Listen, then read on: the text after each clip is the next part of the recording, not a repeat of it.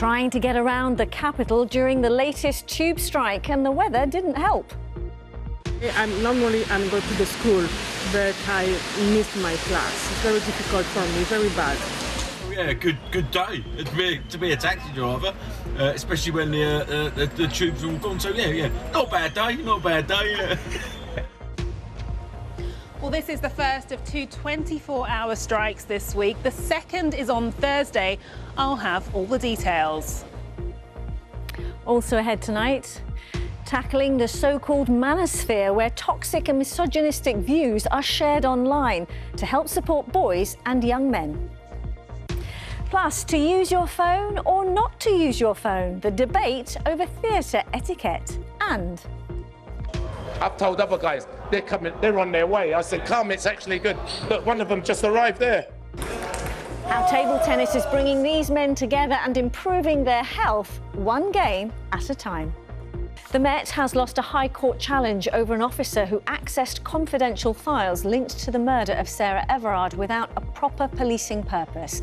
The force took the action after the detective constable was cleared of misconduct by a panel in November 2024. The sports body UK Athletics has been fined £350,000 following the death of Paralympic athlete Abdullah Hayei in London in 2017. The 36-year-old was preparing to compete at the World Athletics Championships when a metal cage fell on him at Newham Leisure Centre. And a new outdoor ward at St George's Hospital in Tooting was opened by the Queen today. The rooftop garden for the most critically ill patients has been created through a partnership between the John King Brain Tumour Foundation and the hospital's charity. A look at other local stories on BBC News. This is Sarah from St Albans, who can now enjoy food after a cutting-edge medical procedure. She used to faint when eating. Meet the 8 kittens that were abandoned in a box in Woodlands in Surrey. They're now being cared for at a rescue centre.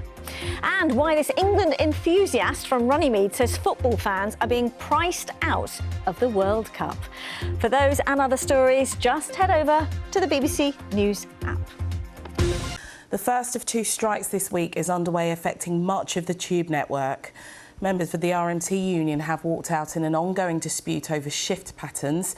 TfL says the action is bitterly disappointing. While tube services are expected to be affected until midnight tonight, businesses say it will affect trade.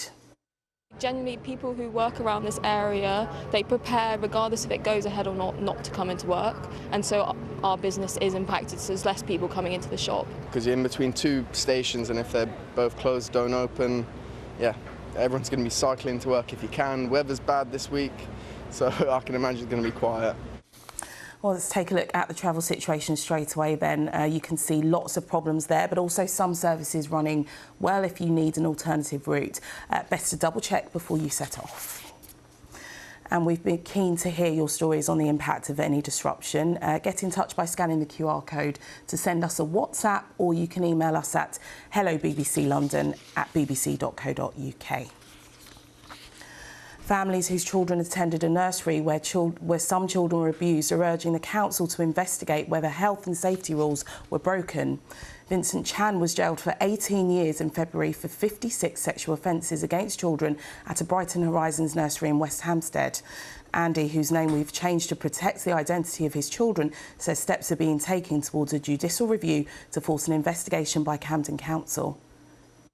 How can the safeguarding systems and processes within that nursery chain be working? That needs to be looked at, because if it's not looked at, then it can carry on.